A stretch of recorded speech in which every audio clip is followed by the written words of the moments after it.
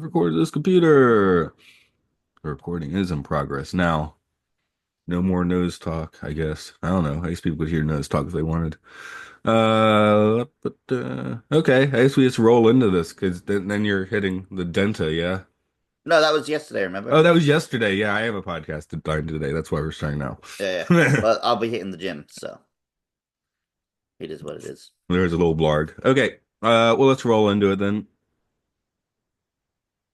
You enjoy this one. Oh, right, you're leaving a pause for the editing, and Oh, I yeah, just yeah, ruined it. yeah. Welcome to Time Enough Podcast. It's where we dive into all of the episodes of The Twilight Zone and beyond. As always, this is Matt here, coming back for another round. It's Luke. What up? Um, a light. Why did I look at it? That was dumb. Not I much is know. up. Did you I'm all blind good. yourself by No, the because light? it's got a Blinded decent by the cover on it. light. Okay. Yeah. So today we got the episode, The Self-Improvement of Salvador Ross. This actually is one I'd seen a few times, but I still gave it to you relatively randomly. Hmm. Just because you don't choose them, you just show up, right? So, Well, yeah, the I only know the famous ones, so and I'm never first in line for those. so this is a first timer for you then. Indeed. Okay, I don't know. I guess I'll ask for your initial impressions. Why not? I really liked it because up until the twist at the end, the guy was being very genre savvy. And like he was doing all the things that I would have said, why didn't he just do this if he hadn't done them? So I was into that. And Yeah, the then I thought that the twist was decent enough. So hmm. Yeah, the writer was kind of, I guess, a 50s sci-fi O. Henry. That was kind of his mm, stock and trade. Excuse me. Uh, when I did the trivia, I left out a lot, but he ended up like show running for like soap operas and things later on. So he was a pretty busybody. okay. Let me dive into a little trivia on this one then. Original air date was January 17th, 1964. Teleplay was by Jerry McNeely, but based on a short story by Henry Slezar, the guy I just mentioned. Don Siegel directed. His other Twilight Zone credit was Uncle Simon just a few weeks ago, and this is his final credit for the show. Don Gordon played Salvador Ross. Gordon was apparently actor Steve McQueen's BFF and appeared with him in Bullet, Papillon, and The Towering Inferno. Leah Maitland was played by Gail Kobe, a regular TV guest actress. We've encountered her in the zone before, in A World of Difference and In His Image. Vaughn Taylor was Mr. Maitland. He should get a room with the Twilight Zone or something. He was also here for Icing the Body Electric, Time Enough at Last, Still Valley, and The Incredible World of Horace Ford. I don't know if that makes him the guy that showed up the most or not, but he's got to be in the running. Oh, you've had a couple guys who've had big old lists of episodes, but Yeah, five seems he's in pretty one big. of the big ones, so that's makes it seem like more maybe. Yeah, there might be another guy that has a Vaughn Taylor vibe we've seen recently. I can't remember right because I'm looking at the list and I feel like I've seen him more recently than I seen the Body Electric. But hey, maybe not. Or The Incredible World of Horace Ford. I guess that would be the most recent one. That wasn't that long ago. Yeah, the old man was played by J. Pat O'Malley. We've seen him before in the episode The Fugitive, the episode The Twilight Zone, not the TV show The Fugitive. Hmm. While he did lots of TV guest work, his main claim to fame was on the Broadway stage for productions of Ten Little Indians and Dial M for Murder. In that case, it seems not the movies, but the Broadway versions. Douglas, Douglas Dumbrill, that's a hard one to say, was Mr. Halbert. Dumbrill appeared in over 200 motion pictures. The ones that stick out to me are his playing the heel in the Marx Brothers' A Day of the Races and the magical Egyptian priest in the Ten Commandments. Okay, Luke, if you would go ahead and give us that opening narration, please. Oh, did Star Trek start in 1966? I believe that's correct, yes. Oh, I thought it started in 64. They started filming The Cage, the pilot, like right at the end of 64. So that's Ah, maybe where you okay. saw that date. Yeah, yeah. No, I was wondering if Twilight Zone and Star Trek ever overlapped. Not quite. Because at this point, Twilight Zone is overlapping with Doctor Who. Yes, yes, there's a little bit of Doctor Who overlap, but that's the early stuff, which is quite different. That's when it's going to be like an educational show, right? Literally for the first serial, and then the second one they did was the Daleks. How long So was how long was the first serial? they were pretty long back in those days, like six Okay. episodes or 12 episodes. So Okay, so if it's weekly, it actually at this point would still be running the first serial then. yeah, but I think they did overlap with the Daleks at least a little bit. Okay. Because I was this close. So, I opened the Wikipedia for this episode of The Twilight Zone. Right? I'd also opened the Wikipedia for Star Trek the original series, and right where the prologue would be, like how it's off center, Uh-huh. space, the final frontier. And I That'd be was mildly confusing. milliseconds away from reading that. Confidential personnel file on Salvador Ross. Personality, a volatile mixture of fury and frustration. Distinguishing physical characteristic, a badly broken hand, which will require emergency treatment at the nearest hospital. Ambition, shows great determination towards self-improvement. Estimate of potential success, a sure bet for a listing in Who's Who in the Twilight Zone. We've been getting a lot of junk mails for Who's Who recently. Are you familiar with that? No? It's some book, I mean it was a physical book in 1964 So where it's it the would like actual Who's Who. Okay. yeah, it would list the important people in the United States. But even now I'll get like junk emails like become part of the Who's Who. I'm like, I don't nobody cares about that anymore. Who looks at that? Yeah, I'm pretty sure you just pay to get in it these days, like the Guinness Book of World Records. Yeah, it's like at LinkedIn or something where everyone's on it, but nobody used it.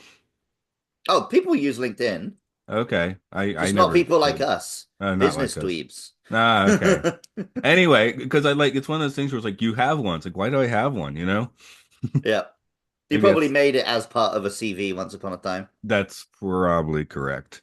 Yeah. Ever broken your hand, I broke my wrist.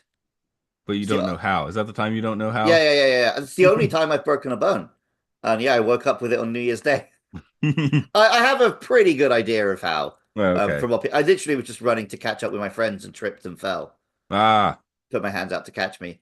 yeah. But yeah, I was hammered, so I didn't feel it until the next morning. I went clubbing with that broken wrist. Oh my, okay. Yeah, I broke it on the way into a nightclub. Did a full night of dancing. Went So I got home. so I guess I was a little luckier when I was coming home from Wolverine and Deadpool and Deadpool and Wolverine. I should get the order right. And did a dive into the sidewalk last summer. I almost broke my nose in X-Men 2. So the opposite end of the Hugh Jackman Wolverine timeline.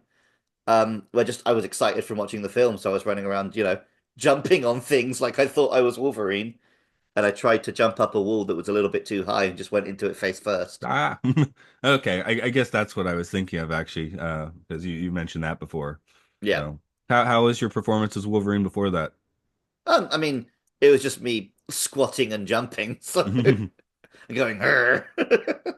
But yeah, Salvador Ross's hand injury is no fun because it's an angry, like misogynistic handbrake. I do get angry and punch things. Um, in the very specific circumstance of when technology is not working. Ah, So right. Well, you gotta bash the computer a bit to make it work, you know? I'm smart enough not to bash the computer and break it, but I will start punching the wall and the sofa and things. Oh, I'm not sure that's gonna fix it, but yeah. No, but it just gets the frustration out of my limbs. I mean, you want I'm to not shoot saying your it's a television good habit to someday, be in. It's a bad habit to be in. right? But yeah, it's I better mean, than alternatives. I guess shooting a TV is not as fun as it used to be, though. I think it would like It would just like crackle and you just splutter now, you know, it wouldn't have that nice shatter that a cathode ray no, but TV I would. was thinking I think with a modern TV you could shoot it and there would be a bullet hole, but the rest of the TV would keep playing. I guess that could be effective in some ways. It's like, Yeah, you know, like throwing darts at a movie theater screen, which all you the probably classic shouldn't do. photographs of Wii remotes lodged in TVs. Ah, yes, yes, yes. The old bowling days. That's usually, yeah, as well as that's usually not from anger though. That's from not using the wrist strap properly. I made everyone use the wrist strap properly when we were bowling. Nice. Only time I got a 300. Although once I did get a 280 bowling for real. That's pretty good. That's very good, yeah. Yeah. Well, that's when I went like almost every day because I had my own shoes and glove and it was like $1 bowling or something at the time. So I That got really good and then the more I practiced, which probably means it was like muscle damage or something or tendons, and then I just started getting shitty and like, hmm. you know, I have to Who prove do you myself think this you week. are? I am. Uh, but yes, Salvador Ross does that and trades it off. I guess that's pretty good hospital work if you could do it. Hmm. Yeah, so he makes the initial trade, trades his broken hand for the other guy's cold. And we'd already been introduced to him as a guy who's like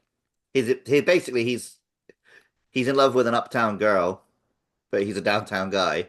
Right. So I assumed it was going to be he just traded his whole life with that one guy, and like he would have his riches and his gold, whatever. But no, it's he's discovered that he can buy, you know, existential things from people, and then yeah, he goes and uses it really smartly. He like sells 40 years for $1 million, but then he buys them back 1 year at a time for $250. That's smart. That's playing the system. Doesn't seem to be breaking any laws. No, although the kiddie in the elevator was dumb enough to keep selling until he ended up aging. Yeah, yeah. He Well, was he was not as smart as Salvador Ross. how much is a year of your life worth for Salvador Ross? I mean, 1964, $250 is a lot, right? Yeah, it's like well, it's like a month's pay or something, right? Oh, but for a 19-year-old bellhop, that's more than a month's pay, I think. Maybe, maybe. I mean, I guess if he's giving you a year's pay, that seems. I still don't think I'd want to take that deal, but I would know, but I would do it once. mm, The dumb thing is that he did it over and over. But that's always the risk with something like this, right? right, right. He got addicted to selling his years off. It's like selling plasma. Mm. Yeah, which is the real world version of this that basically does exist in the States. Yeah, almost every other country it's illegal to the point that people will literally travel across the border from Mexico to sell their plasma because it's illegal there, but not in the States. Oh, okay. I never sold plasma. I gave blood a few times. I I give him tried. blood, yeah, because it's a good thing to do. But selling plasma is like worse for you, Right, right. and I yeah, gave but they will platelets pay you for it. once. No platelets. Yeah, platelets. I remember that they look like little plates and they're in your blood. I don't remember what they do. That was my uni girlfriend. She was like, "Let's go give platelets." And so I went to Emory University, and it turned Hmm. out she couldn't do it because uh Low iron or she was something. yeah low iron. So I ended up doing it.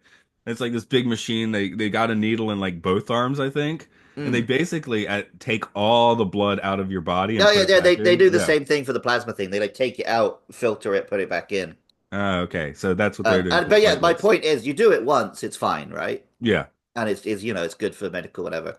But people do it like as often as they're allowed to do it because they're getting paid. Right. Right. And at that point, it's having like detrimental effects on your health, and you're pretty much into real life vampirism at that point, where they're Uh, buying your blood from you.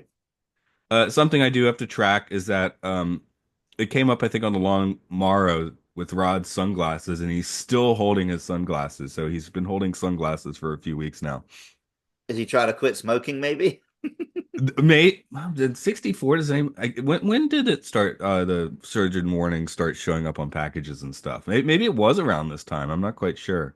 I haven't watched No Mad Men idea. in its entirety. I think they go over that. Or not. I again haven't watched it. But yeah, yeah, yeah. 64 I guess is just about the time people are like, "Hey, maybe these things aren't so great for you." Before that it was Because like, doctor recommended health cigarettes. I know that previously he'd had the cigarette because it helps him feel less nervous, right? Mm, So my thinking is that maybe yeah, if he doesn't have the cigarette, he's going to hold the sunglasses right. instead. They got a few patches on his arms, I guess. They gave up the sponsor finally, or the sponsor gave them up. I Or don't know. yeah, maybe it's not even that he's quitting the cigarettes. Maybe it's the sponsor's not paying them. So well, I'm not going to smoke a cigarette on screen then. Maybe they're being sponsored by Ray-Ban now or something. Mm-hmm. By the Men uh, in Black. I got to keep calling out the ages. This guy is not 26 by any means. Now I have to check No, the but actor. I will give credit. He did a good job of playing the older version of himself. Right. He didn't Oh, overdo it. He didn't do like I'm an old man voice. It was quite a subtle performance. Decent little bit of makeup and wig work. 38. The actor was 38 at this point. How old was So. the actress? Oh, okay. 17 or something. No, she looked pretty age appropriate for him, to be She's honest. 32, so not too Yeah. far. So, yeah, that's like with 6 year age difference or something. That's Yeah, it's not fine. Half your age plus seven, whatever. right. Oh, is that I've never done the math. That's the Um, gentleman's rule, yeah. I okay. remember. I've never dated anyone more than like 2 years out of my own age, so I only did once and they're older than me. So, actually, it was, so I me think I and Matt brought are woke. it. I think, yeah, 8 years older than me, which I did feel weird about, which is probably why I didn't end up with that person Mhm. for a longer time. Uh, does this guy make you think of anyone? Every time I see this episode, it always goes through my mind. It's not the same guy, but Mm. I get the same image, and it kind of makes Salvador like a little more thuggish to me because of the Okay. connection. Maybe when you'll say it, I'll see it. Because he did vaguely seem familiar, but I don't know. Okay, to If- me, this Salvador Ross just feels a whole lot like the criminal boyfriend in Pee-wee's Big Adventure. Oh, I'm not a Pee Wee head, I'm afraid. Okay, I when I was a kid, I just saw that movie too many times, and yeah, it's been a real long time since I watched the movie, so I can't sit here and spit out the name. But yeah, there's the criminal boyfriend character who just or just big thuggish boyfriend character who makes Mm. me think of Salvador Ross. Yeah, I don't. Maybe Pee Wee Herman just didn't have a big inroad in the UK. I don't remember it ever even being on. Well, I tried to show it to my wife once, and she got angry at me. So Pee-wee must be like kind of an acquired taste. Mm, She got angry at me for trying to make her watch Pee-wee. Yes. I see. Mm. Yeah, I've heard that Pee Wee is an acquired taste, but The Big Adventure's worth watching. The it's Pee-wee's sterile and I Playhouse. like the taste. Mm. Yeah, Pee-wee's Playhouse. You've gotta watch the opening to Pee-wee's Playhouse. That's a very classic TV opening. I've watched Ernest. Yeah, yeah, yeah. There's good too. Great, fine pillars of American cinema there. Yeah, So, I grew up uh, on Mr. Bean, so yeah, yeah. I'm looking through there was a bit of music that made me think it was almost like the Galaxy Quest theme. Did you catch that? It's all stock music this week, but there was one bit I I'm didn't like, catch that one. There was like a little bit of like a tense he's up to something music, which I thought was pretty good. yeah. So But no, I would didn't catch it. I usually do catch a Galaxy Quest adding music because it's like duh, duh, duh, duh, duh, duh, duh. it That's my was cooking thing. slower. It was slower, but it seemed to I be see. like similar notes to me. Unless I was thinking the Battlestar theme. I don't know. I think I was thinking Galaxy Quest there. Mm. Um, oh yeah, you were saying his acting as an old man was fine, but the age makeup was pretty garbage. When I Yeah, was but watching. again, you're watching it on 4K, whatever Blu-rays. It's Yeah. not designed for that. No, it's not. But the Even long. even the when I'm watching it on my browser, like it's higher def than it was meant to be on the telly. Right. Just we've been going like whiplash old age makeup because we did the Long Morrow a few weeks ago Mm, and we were like it was kind of stylized in that one, but it wasn't bad when they do that makeup. Where and then there was another one not so long ago. Guy get you. Oh, a short drink from a certain fountain. That was like terrible makeup. Like mm. my daughter's coming by. I was like, hey, look how bad this is.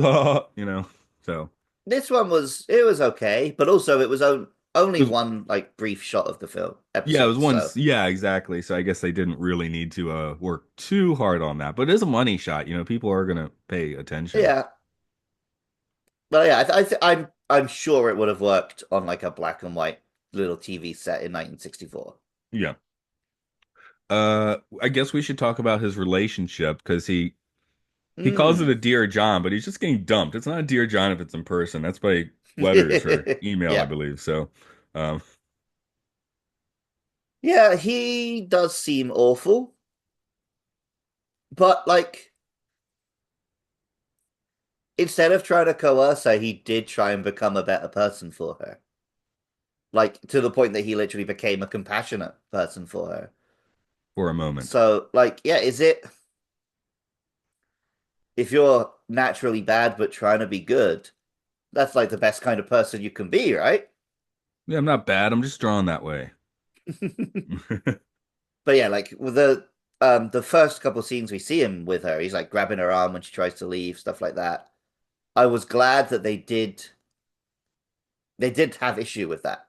That wasn't just presented, that's what romance looks like. Like he was actually meant to be like a bad person for her. So for a moment I was worried that like he was going to be successful, they would get together, and that would be it. And of course there would be some other twist afterwards, but they were like, no, no, no, she doesn't like you because you're not nice. I was very glad that was actually the way they went and what they leaned into. Because yeah, he was being very like controlling and aggressive to her. Yeah, it is weird because they start off with the physical things, which doesn't, I mean, obviously it's a supernatural weirdness, but it's just like, okay, he's getting younger, that sort of thing.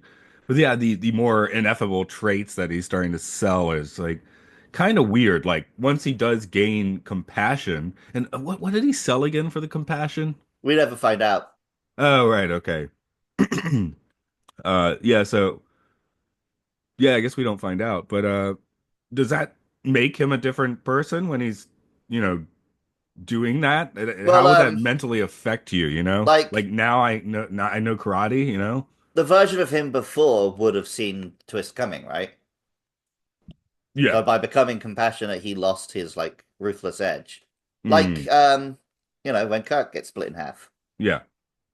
I have trouble, I guess, at the end just being like, oh yeah, he's great now. Because I mean, he's already, Well, also it's like that happened a day before, and suddenly the two of them are so in love. But obviously, that's just truncated 25-minute storytelling, right? well, you got people getting married within a week in the Twilight Zone, Yeah, yeah, yeah. Well, right? and a lot of the films we've watched from the 50s and 60s, that's how the romance happens. Yeah, so I guess people just assume that you could fools could rush in at that time. Hell, Well, Elvis sang about it. is it just a case of they can't be shown doing anything until they're married, so the story gets them married really quick. That might be it, but yeah.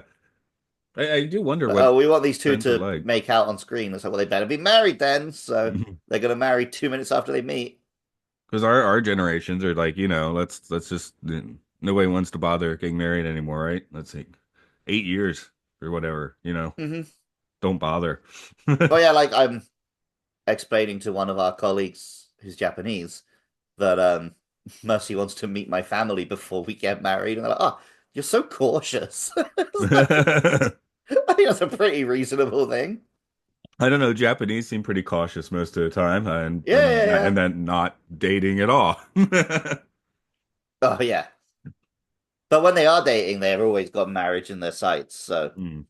Okay, I guess that's a good point. But yeah, I guess just the low marriage rates and birth rates in Japan, hmm even notorious. crazier in Korea, though. Yes, yes, yes. Don't know about the North though. The North is a rich, strong birth rate. They're going to populate the whole Earth with the perfect race. Put them in that hotel that they're still building. I've only seen North Korea from a great distance. I've not been into it. Uh, well, do you have any other big points you want to throw out before we start doing some questions on this one? No, I don't think so. It is quite a by the numbers, beat by beat Twilight Zone, but I think it's very tight. I think it's got a little more thoughtfulness than some, especially. Yeah, but like it doesn't take time to dwell on anything. It's just like this deal, this deal, this deal, twist. And I think it all works really well. But yeah, it doesn't there's not really much to like ruminate on. I don't think it's particularly like copying an earlier episode, which we have seen a fair amount of No, now that I we're in mean season it five. feels like classic Twilight Zone stuff, but I can't point to it's this episode or that That's what episode. It's I'm saying. just There's not like a specific episode where I'm like, oh, this feels like that, but I which think we've been doing a fair amount of recently. if it had just been like one deal, it would have felt similar to various episodes. But it's the fact it took a Twilight Zoney little I'll sell you my youth moment, but then it's like okay, now let's really dive into what he can do if he can make these kind of deals, and it messes with it a little bit. Yeah, we have to give him, Like I he said, he has was smart enough to like wish for a million more wishes or whatever. perfect elevator pitch he's got there. So hmm elevator pitch achieved. He kind of it's sort of like deal with the devil stuff, but he just he can make his own deals. Yeah, Right, it's right. a weird little thing. Maybe he is the devil. No, we saw that guy a few seasons ago. And I forget which one. The Myrtle Beck. I've forgotten his name now. Myrtle I Beck. think we've seen a few devils already. But again, it's not one. Yeah, that's well. That was the one where we weren't really sure if he was or not, right? Mm. Where he does the flame out of his finger at the end or whatever. Oh So yeah, yeah. yeah. That Oh guy no, was very yeah, he was for ambiguous. sure the devil. Not like the Howling Man, where it's like, "Here is the devil," which was fantastic. But that's a different thing. Mm. Um, so question time: who in this episode goes through the Twilight Zone or is from the Twilight Zone? Well, a lot of people really, because obviously Ross, but also everyone he makes a deal with. So you've at least got you've got the old man upstairs.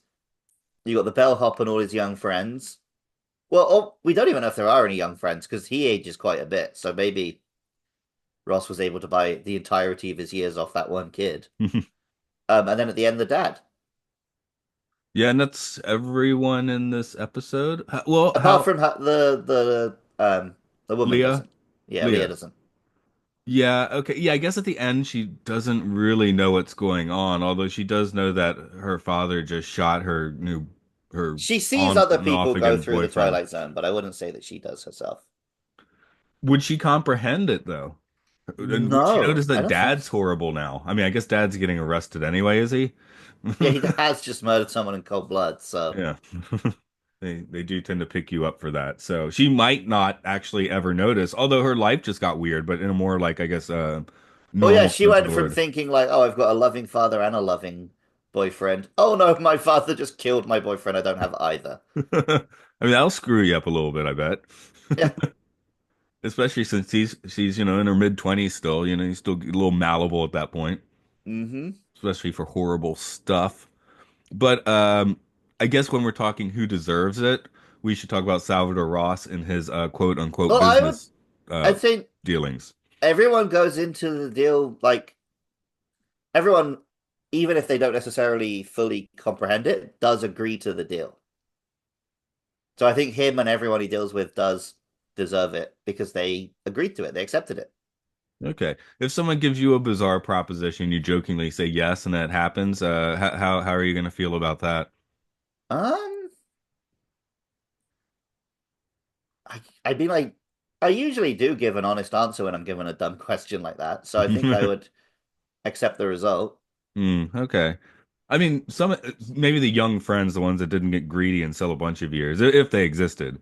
I mean, they might Mm. not notice so much that they lost that year. They definitely just encountered the Twilight Zone, but it might not even be quite noticeable to them. Yeah, like I said, like 1 year for $250 in 1964, probably a good deal. I I'd want at least a year's wages for that. That would at least make sense, you know? Yeah, yeah, yeah. Salvador Ross, does he deserve his fate? I guess he Hmm. does the Twilight Zone well, but he doesn't get along with Thad well. Yeah. Yeah, yeah, like maybe he got a bit too clever for his boots, but ultimately, no, I don't think he does deserve it. I think because he didn't try and like, oh well, like you won't accept me, then I'm gonna pay your dad off to have me, or whatever. He does try and become compassionate for her. So I think like the dad should have allowed him to marry his daughter at that point. What's he even killing him for? I mean, you could say he's kind of cheating on a test, though. I mean, Yeah, are we saying like he's so baseline horrible that he cannot become compassionate himself? I see what you mean, Like if but you achieve something with none of the work, mm, because there are plenty of horrible people that do self-improve themselves, and then it's harder to, judge their past. This guy's like, oh, he's a completely different guy now because he just flipped a switch where, someone else that it might take years for them to kind of turn into a more compassionate person. true. Yeah, that is valid. Leah wasn't certainly wasn't going to wait around 5 years, I guess, or whatever, but she wasn't going But to wait one again, day though. I mean, it just happened. I don't think even if he did cheat in a test or whatever, I don't think it's shoot them to death worthy. The I don't think Twilight he Zone deserved that. disagrees with you. Yeah. Rod L- Serling's swift justice. Let us tripometer this one then. You can give it a number, you can give it something else. I think it's a low one because because of the way he plays it like smartly and genre savvy. I don't think it is that trippy. Like he makes his deals, they go as he expected. There's a twist at the end, of course, because of course there is. But other than that, mm, it's more of a like wink, wink, nudge, nudge than a trip. I was actually going much higher with it because it was subtle. And for me, the not knocking over the head, but the stuff happening is really weird. So, um, I was thinking a 3.5, to be honest. So you almost talked me down there, but I don't even know like what trippy means in your book anymore, Matt. well, it means different things to different people, doesn't it? So It seems to mean different things to you every week. yeah, that's why the numbers change. Yep. No, I think the basic concept is weird. No, like I said, the idea that you could just trade in for a personality change for me is very weird. You know, the physical stuff, it's like not so much of a stretch for me, but the mental stuff is like, how does that work? That's just weird. Like he gets a better vocabulary, you know, and instantly, that sort of stuff. Mm. Do you, I mean, I guess he was talking prettier at the end, yeah. Yeah, a little bit. Yeah, yeah. So I guess that little subtle thing sometimes. Yeah, yeah. Really just weird crap on screen, of course, can be very trippy, but I appreciate the subtle weirdness sometimes. So I think this is a good subtle weirdness episode. Still It's 3.5. also I'm like a little subtle point about how like how different money's value is to the rich. Because Mr. Maitland gives away $1 million in an apartment like it's nothing to him. But then Salvador Ross is able to stretch that so much better. mm. And like that's the thing, like the old oh, money can't buy you happiness. Like, yeah, when you're a billionaire, an extra million won't buy you happiness. $1 million would buy me a lot of happiness. It would clear my debts, buy me a home, give me some free time to work on projects. Like, I think money could buy me a lot of happiness, actually. But that's because money has a very different value to me than it does to someone who's already rich. No, the rich guy was Mr. Halpert, and Maitland. Oh, yeah, how Mr. the Halpert. Yeah, I yeah. mean, I'm Maitland's the just throwing parents. that out for if anyone's like getting confused, but how's Mr. Halpert going to explain his use? Just like shut up, I'm rich. Yeah, probably. Yeah. But I mean, people would still be looking into that. I mean, there'd be like, a cub reporter trying to figure out what happened, or I guess they never find out either. But Yeah, and they'll wash up on shore one day yeah, if okay. they get too close. I guess we will wrap this one up then, unless you got a final thunker you want to thunk on it. No, no, no. That I'm very happy with myself for noticing that little allegory at the end there that I otherwise hadn't thought about. All right, you can pat yourself on the back. Uh, as for us, it's Time Enough Podcast. Give us a good rating, good review. Luke and I do a lot of podcasting. You can find all of that on podcastius.org. You want a specific plug anything that's coming through the pipe? Are we already in 2025 when people are hearing this? Maybe. We're right on the line. Yeah, I think so. Then yeah, just coming up in a couple of months, Monster Hunter Wilds will be out.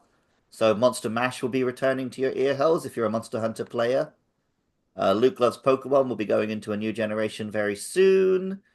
Game Show is still ticking away. So yeah, if you're into the video game inside of it, Podcastio Podcastus is going to have a big year. And if you're more into the films and the TV, me and Matt do Films and Filth every week, All along with right, Mark. let's go out and make some deals. What kind of deal you want to make?